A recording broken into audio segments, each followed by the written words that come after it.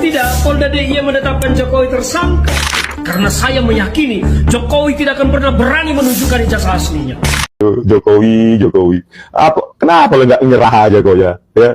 Engkau kiranya gampang nanti memenangkan ini di persidangan? Ya, bakal saya kuliti. Belakangan Bapak mengatakan saya tidak percaya lagi pada Pak Jokowi. Iya. Sedalam itu kemarahan Anda? Iya sudah, karena ini sudah keterlaluan. Ini rupanya Pak Mulyono itu semakin parah mainnya. Pak Jokowi maksudnya kan? Iya. Kami dilaporkan oleh Pak Jokowi di Polda Metro Jaya, ya, dan kami datang, kami patuh hukum, ya. Nah, sekarang kita uji apakah Pak Jokowi patuh hukum nggak ketika dipanggil oleh Polda DIY. Itu, ya, poinnya. Berani tidak Polda DIY menetapkan Jokowi tersangka karena saya meyakini Jokowi tidak akan pernah berani menunjukkan ijazah aslinya.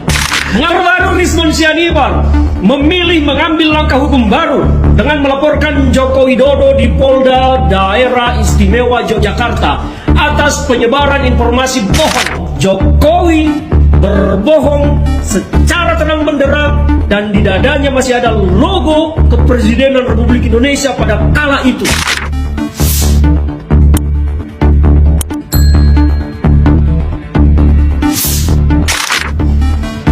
Gemuruh, ini saya memilih menggunakan kata gemuruh. Gemuruh keributan di tengah publik soal ijazah Joko Widodo semakin menjadi-jadi, semakin barbar, semakin liar, semakin arahnya tidak jelas kemana-mana. Kenapa saya mengatakan demikian? Karena seharusnya persoalan ini sudah selesai sejak lama kalau Jokowi punya keberanian. Saya mengatakan kalau punya keberanian menunjukkan ijazah. Jadi bukan soal mau atau tidak mau, tetapi kalau Jokowi punya keberanian. Mengapa saya menggunakan kalau punya keberanian? Karena saya meyakini Jokowi tidak akan pernah berani menunjukkan ijazah aslinya. Mengapa tidak berani menunjukkan ijazah aslinya? Jawab sendiri.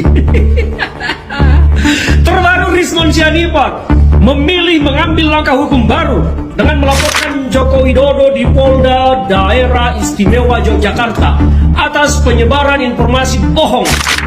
Apa yang dilaporkan oleh Rismon terkait ketika Jokowi bertemu dengan Kasmujo 2017 lalu, dan Jokowi menyatakan Kasmujo adalah dosen pembimbing skripsinya, bolak-balik ketemu sampai akhirnya lulus. Dulu katanya galak segala macam Kasmujo. Ternyata akhirnya dibantah oleh Kasmujo bahwa dirinya bukanlah dosen pembimbing skripsi Jokowi dan juga bukan dosen pembimbing akademik Jokowi. Artinya Jokowi berbohong secara terang benderang dan di dadanya masih ada logo Kepresidenan Republik Indonesia pada kala itu. Jokowi tanpa malu menyebarkan informasi bohong di publik dengan mengenakan logo lambang Kepresidenan Republik Indonesia. Rismon Sianipar memilih melaporkan Jokowi dengan penyebaran informasi bohong tersebut di Polda Daerah Istimewa Yogyakarta. Artinya persoalan ijazah ini kan semakin riuh, semakin rame, semakin ruwet. Kalau kita bicara tentang hukum formal yang dilakukan Jokowi dengan laporan Rismon, maka saya yakin Jokowi harus jadi tersangka 1.000.000% di Polda DIY. Kenapa? Sudah beredar kesaksian Kasmujo yang membantah semua itu. Artinya Jokowi terang benderang menyebarkan informasi bohong dan di dadanya masih terpasang logo lambang kepresidenan yang maha dahsyat dan sakral itu. Maka kalau kita bicara tentang hukum ini sudah tidak perlu pembuktian macam-macam, tidak perlu banyak saksi. Jelas terang benderang bahwa Jokowi telah melakukan apa yang dituduhkan, dilaporkan oleh Rismon Sianipar. Beranikah Polda Daerah Istimewa Yogyakarta menetapkan Jokowi sebagai tersangka? Ancaman hukumnya jelas. Dan karena penyebaran informasi bohong itu kan sekarang terjadi kegaduhan di tengah publik, bukan hanya di jagat media sosial, tetapi di alam nyata, di realita kehidupan terjadi kegaduhan. Kegaduhannya di mana? Orang berbondong-bondong datang ke rumah Jokowi, orang berbondong-bondong datang ke UGM, orang berbondong-bondong berkumpul menggugat ijazah Jokowi. Artinya terjadi kegaduhan yang rata di kehidupan nyata, bukan hanya di media sosial. Dan ini memenuhi unsur pidana yang terang, nyata-nyata. Undang-Undang nomor 1 tahun 1996 kena Jokowi. Undang-Undang ITE kena Jokowi. KUHP kena Jokowinya. Pertanyaan sekarang, berani tidak Polda DIY menetapkan Jokowi tersangka? Nah, kita tunggu. Saya lihat ini kepolisian yang tersudut, terpojok gara-gara ulah Jokowi ini. Kepolisian benar-benar disudutkan, harus bersikap seperti apa di sini. Dan efeknya, institusi kepolisian akan dilihat publik semakin buruk kalau ini diperlakukan tidak adil antara laporan Jokowi dengan laporan Risma. Kita lihat saja siapa nanti yang akan menjadi pemenang dari semua ini. Pemenang bukan berarti bisa memenjarakan orang. Pemenang adalah orang yang bisa membuktikan kebenaran meskipun dia teraniaya dan tersinggung. Belakangan Bapak mengatakan saya tidak percaya lagi pada Pak Jokowi. Iya. Sedalam itu kemarahan Anda? Iya sudah, karena ini sudah keterlaluan. Ini rupanya Pak Mulyono itu semakin parah mainnya.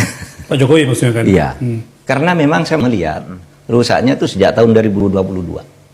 Jadi sebelum itu kan saya selalu mengatakan ini bagus-bagus saja gitu, ekonomi oke, infrastruktur oke gitu kan. Sehingga kita harus hargai itu. Berbagai hal sudah dicapai itu harus dihargai. Tapi sejak tahun 2022 itu kemudian yang dirusak demokrasi. Nah kalau demokrasi dirusak, konstitusi dirusak, menurut saya ya, tidak ada artinya semua itu akhirnya. Ya begitu, ini sudah menginjak keadaban, sehingga saya bicaranya harus keras. Kali ini tidak bisa, karena ini sudah membahayakan negara, menghancurkan konstitusi. Bahkan agendanya kan begitu, Mas Faisal ya. Selain Golkar kan yang mau dicaplok partai lain juga yang mau diganggu. Sudah ada jadwalnya kan. Aduh, Jokowi. Kenapa lo nggak nyerah aja kok ya? Engkau kiranya gampang nanti memenangkan ini di persidangan? Ya, bakal saya kuliti. JPU, polisi, ahli, bahkan Anda sendiri, saya kuliti. Ya. Kita modal logika ini, ya, bukan main-main ini. Anda boleh modal apa? Modal jaringan Anda di kepolisian, di Setio Sigit Prabowo, ya, Kapolri yang Anda angkat. Sampai sekarang Prabowo nggak berani ganti dia. Bingung kita. Prabowo Subianto ini mati demi rakyat. Saya siap mati demi rakyat. Apalagi mengganti Setio Pedang berani. Dok jaksa agung, dok menteri-menteri nih. Iya bak. Tinggal ganti gitu, selesai. Ganti pemerintahan, ganti semua menteri, jaksa agung, Kapolri, supaya ada new chapter, ada harapan baru bagi rakyat. Ini masih nongol aja muka-mukanya menteri-menteri, Kapolri, jaksa agung yang diangkat oleh Jokowi. Dan siapa nih Jokowi ini? Berarti kalau nggak ada intervensi Jokowi nggak menang ya, Prabowo Subianto ini takut sekali sama Jokowi. Kacau. Ini presiden yang paling tertawakan dunia ini. Masa legasinya orang-orang Jokowi masih ada di situ? Jadi orang-orang yang masih berpikiran bahwa ijazah yang dipegang Jokowi itu asli, ya, coba lah kalian ya. Nggak ada orang yang pegang ijazah asli itu malu-malu begini, takut, ya. Kebohongan itu hanya bisa hidup di dalam kegelapan. Kebenaran siap diuji dalam terang. Kalau ijazah Joko Widodo itu benar asli, maka bisa diuji oleh publik seterang-terangnya. Dia pegang itu ijazahnya, ya. Bahkan kemarin di Surakarta mediasi, kan itu ada diangkat hakimnya ya, hakim mediasi, mediator, profesor hukum pidana UNS. Kenapa nggak datang? Katanya dulu kalau di depan hakim diminta untuk ditunjukkan, saya akan tunjukkan. Kemarin itu tunjukkanlah ke hakim mediator itu, hakim mediasi. Kok malah Anda ke Jakarta? Apa untuk memarkirkan ijazah Anda di kepolisian biar jadi barang bukti gitu, biar nggak bisa dibawa ke pengadilan UNS? Gitu maksud Anda kan? Strateginya menghindar terus. Katanya ini mau ditunjukkan di depan hakim. Uji karbon aja itu, uji usia kertas, uji tinta sudah habis itu. Dan UGM akan terseret. Makanya saya bilang, Ova Emilia, ya, sayang sekali kerja keras seluruh profesor dulu yang saya kenal, keringatnya itu mengantarkan UGM menjadi baik namanya. Anda hancur-hancurkan ya. Anda hancurkan sehancur-hancurnya. Sampai rela memanipulasi dokumen. Satu dosen tanda tangannya berbeda. Pemalsuan dokumen, nanti tunggu laporan kepada UGM. Ya. Jadi tidak ada istilah mantan penguasa, rakyat sipil, itu harus sama di depan hukum. Kita akan buktikan. Kami dilaporkan oleh Pak Jokowi di Polda Metro Jaya, ya, dan kami datang, kami patuh hukum, ya. Nah sekarang kita uji, apakah Pak Jokowi patuh hukum nggak ketika dipanggil oleh Polda DIY? Itu ya poinnya.